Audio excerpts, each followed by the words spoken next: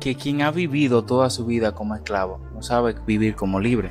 Cuando Abraham Lincoln da el decreto de ya abolir lo que es la esclavitud a nivel general, todos esos esclavos que fueron liberados por el decreto vivían con miedo, vivían con temor, porque no creían que realmente eran libres. Y eso le pasa a muchos creyentes hoy en día, que Cristo los liberó del poder del pecado, pero ellos siguen viviendo como esclavos, se siguen esclavizando al pecado. Y es lo que quizá muchos jóvenes hoy están pasando, siguen todavía siendo esclavos de actos inmorales, de falta de identidad, de un sinnúmero de cosas que todavía lo tiene atado, cuando ya Cristo lo libertó de todas esas cosas. Entonces,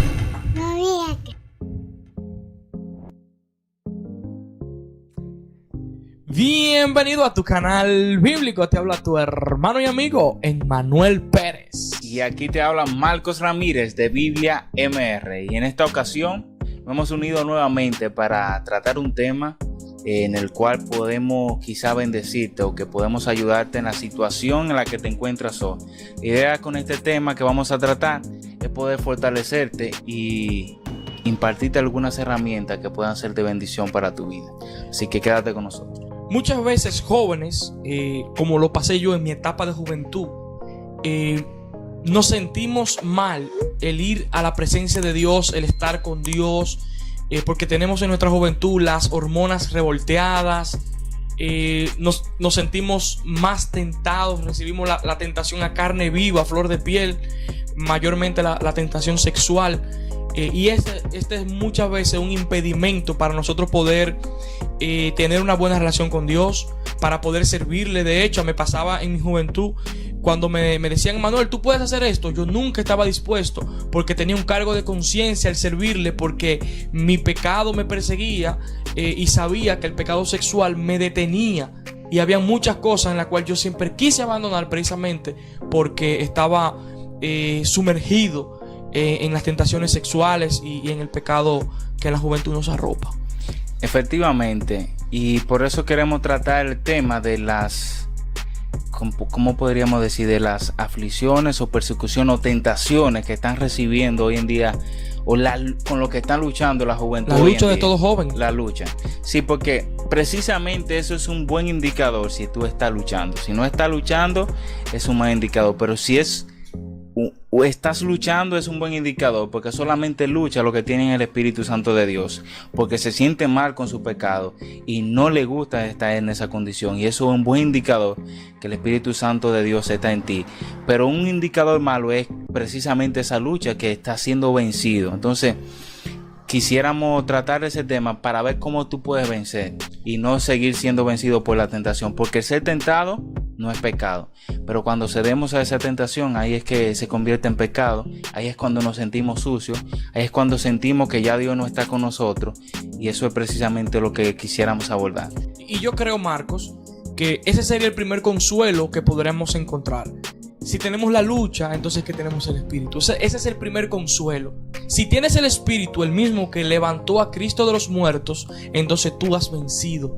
Aunque tú te sientes derrotado, tú eres vencido, tú eres más que vencedor, porque tienes el Espíritu de Dios a tu favor, el cual no perderás jamás. Claro, no es una licencia para seguir pecando, pero si sientes la lucha, como ha expresado Marcos, está diciendo literalmente que Dios está contigo. Emmanuel, Dios con nosotros. Y siempre dice Miguel Núñez, Dios con nosotros y Dios en nosotros. ¿Cómo es que él dice? Él dice Dios con nosotros y Dios en nosotros. Era Emmanuel, Dios con nosotros, haciendo alusión a la venida de Cristo, pero ahora es Dios en nosotros, porque el Espíritu Santo de Dios mora en nosotros. Exactamente. Entonces, un verso que quizá pueda ayudarle es el siguiente, que está en Hebreos capítulo 4, verso 16, que dice: acerquémonos pues confiadamente al trono de la gracia, con una finalidad, para que alcancemos la misericordia y la gracia de Dios para el oportuno socorro. Y cuando habla de oportuno, ahí se refiere en el momento preciso cuando tú lo necesitas, porque la Biblia nos enseña en Corintios que Dios no permite que nosotros seamos tentados más de lo que podamos soportar, y junto con la prueba también envía la salida. En ese momento, cuando tú estás literalmente, como decía el apóstol Pablo, quemándote, es cuando Dios envía esa salida para liberarte del foso de los leones, del lago de fuego. Como estaba Sadrach, Mesach y Abednego, Dios envió a su Hijo para liberarlo de eso. Y también Dios envía ese oportuno socorro cuando tú te acercas confiadamente a su trono. Del mismo versículo que tú acabaste de citar, 2 versos anteriores, desde el 14, comienza diciéndoles: por tanto, teniendo un gran sumo sacerdote que traspasó los cielos, Jesús, el Hijo de Dios, retengamos nuestra profesión. Antes de decirnos que nos acerquemos al trono de la gracia, Él ya nos está diciendo: mantente firme, retén tu posición, porque Él, Jesucristo, traspasó los cielos y vino nosotros. Y dice el versículo 15: porque no tenemos un sumo sacerdote que no pueda compadecerse de nuestras debilidades, sino uno que fue tentado en todo según nuestra semejanza, pero sin pecado. El mismo texto está diciéndonos que Jesucristo fue tentado en todo y por eso Él nos entiende. Es decir, por que eso, Él sabe lo que es estar en tentación, Él sabe lo que es ser tentado y lo difícil que es ese momento, ese proceso, porque Él también fue tentado. Exactamente, y por eso Él puede compadecerse de nuestras debilidades, a lo cual nos está diciendo que nuestro Dios, aunque Él es santo, santo, santo, no es un tirano que está en el reino de los cielos que va a cortarle la cabeza al que se le acerque en pecado. Porque Él está diciendo en el versículo 16: acerquémonos pues con temor. Ahí voy. No, dice confiadamente. Sí, mira qué pasa. En el Antiguo Testamento le habían 3 lugares. Era el patio donde estaban los gentiles, eso era en el templo. Luego estaba el lugar santo, donde solamente entraban los judíos. Y luego de ese lugar santo estaba el lugar santísimo. En el lugar santísimo solamente entraba el sumo sacerdote una vez al año. Y tenía que pasar por un ritual extenso de purificación, porque no podía entrar ahí con ninguna pecadito, porque si no le cortaban la cabeza. Entonces, es decir, que esta persona entraba una vez al año con miedo, con temor, porque si tenía cualquier falta iba a ser inmediatamente cortado, iba a ser eliminado por Dios. Entonces, cuando Jesús viene, precisamente lo que dividía el lugar santo del lugar santísimo era un velo. Cuando Jesús viene en el templo y cuando Él muere, dice que el velo se rasgó en 2, dando indicación de que ya lo que impedía que nosotros cruzáramos o que pasáramos al lugar santísimo ya ha sido quitado del medio. Jesús quitó esa barrera que nos impedía acercarnos a Dios, y ahora podemos acercarnos no con ese miedo, con ese temor del Antiguo Testamento, sino confiadamente. Pero ¿qué pasa, Emanuel? Cuando estamos en pecado, como es lógico, nos acercamos a Dios con temor, con miedo, con vergüenza. Y si esa es la actitud, yo creo que es una actitud correcta, pero quizás no es la más correcta. Porque si tú te sientes con miedo, con vergüenza, porque hay algo de temor de Dios en tu corazón, si no, no sintiera vergüenza. Pero el texto alude a que tú te tienes que acercar con esa confianza, con tu defecto, con tus manchas, porque el único que puede limpiarte es Él. Y el problema grave de no reconocerlo, de no acercarnos, es que nos alejamos. Una ilustración que alguien nos enseñó una vez en la iglesia es que cuando alguien te está dando una pela con una correa, mientras más lejos tú estés, la pela duele más.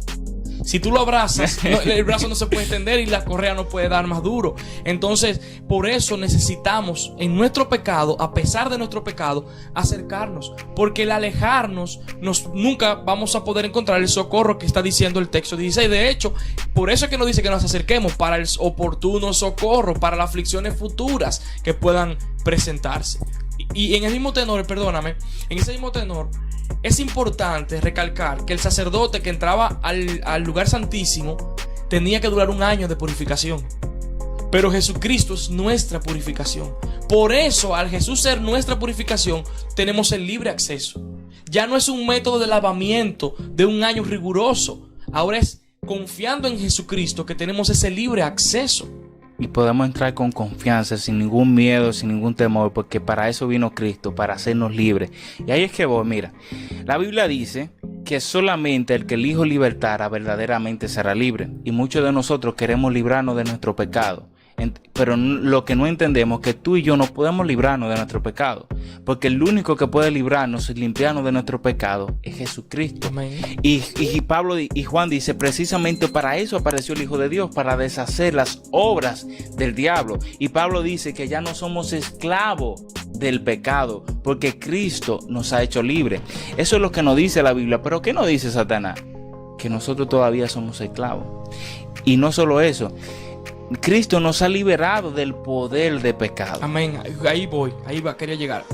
Sí, porque hay que entender la salvación en tres formas. La justificación es cuando Cristo nos libera del poder del esclavo.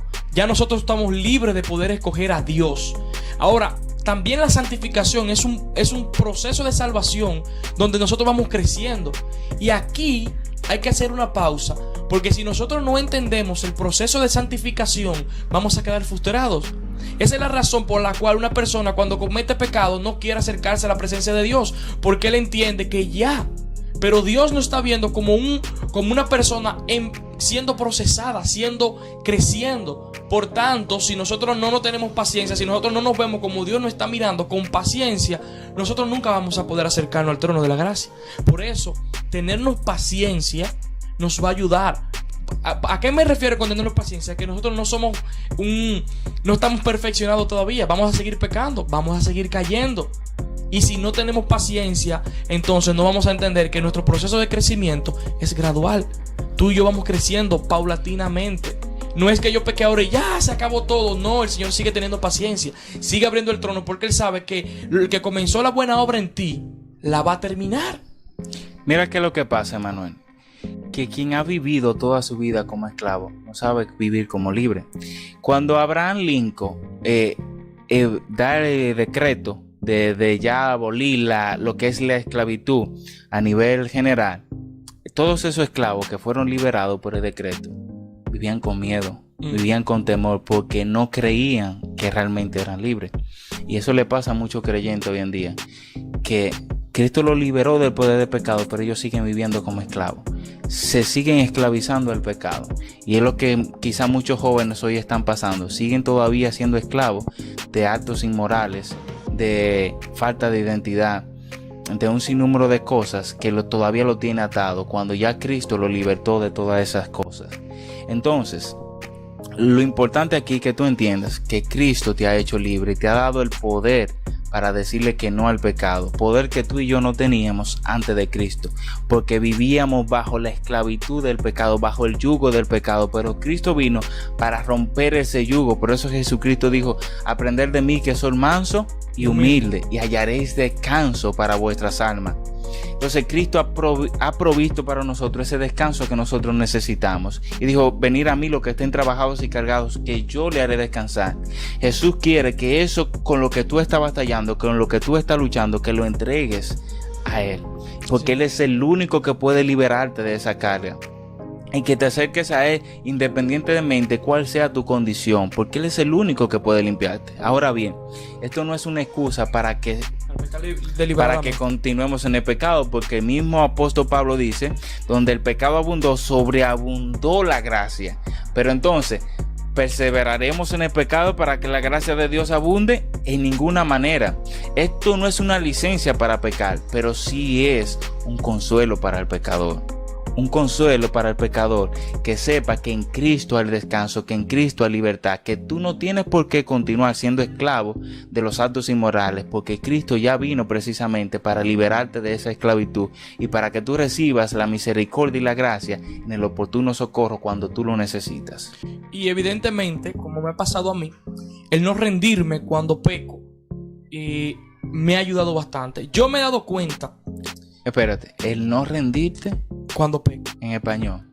Ok. ¿Cómo te ayuda el no rendirte? ¿No rendirte en qué sentido? Porque si yo tengo una vida y he pecado delante de Dios y me rindo, doy la espalda del Señor, me alejo. Ok. Entonces, en el sentido no rendirme. La palabra sería el no alejarte de Dios. Sí, el no rendirme, nunca. Mira, la Biblia dice que el Espíritu Santo vino sobre nosotros y no tenemos un espíritu de cobardía, sino de poder y dominio propio. un espíritu como de cobardía que no se va a devolver nunca. El que es creyente y siempre lo será, no se va a devolver.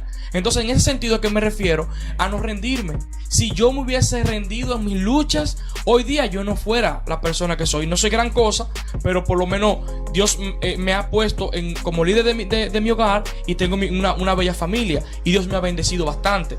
Pero sí, a pesar de, porque obviamente todavía seguimos. Pero cuando miro hacia atrás me doy cuenta que muchos pecados que en el pasado fueron ataduras para mí, hoy día no lo son. Porque no me rendí. Porque tenemos un espíritu de poder y de dominio propio. Ahí es que voy. Ya para cerrar este video, la intención de estos minutos es que tú puedas recibir el consuelo que necesitas con esas luchas y batallas que estás atravesando ahora, en diversos pecados, lo que tú te puedas imaginar.